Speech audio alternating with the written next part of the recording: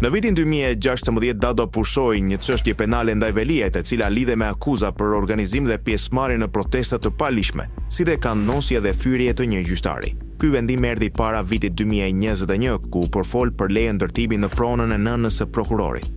Në maj të vitit 2023, Partia Demokratike kallzoi Veliajin dhe anëtarët e Këshillit Bashkiak për krime zgjedhore, por prokurori Dado ja kaloi çështjen prokurorisë së Tiranës duke argumentuar se nuk ishte prova kundër kryebashkiakut.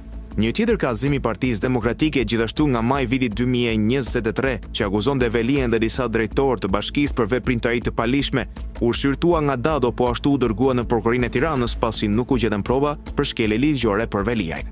Në 3 raste të ndryshme, Dado ka dhënë vendime që kanë favorizuar kryebashkiakun e Tiranës, duke hedhur poshtë idenë se hetimi i tij aktual është personal apo i motivuar politikisht. Sipas analistit Pano, çdo lider me tendenca autoritare ka nevojë për një armik të brendshëm dhe Veliaj po e përdor këtë strategji kundër Dados, ndonse ky i fundit më parë ka marrë vendime që e kanë favorizuar atë.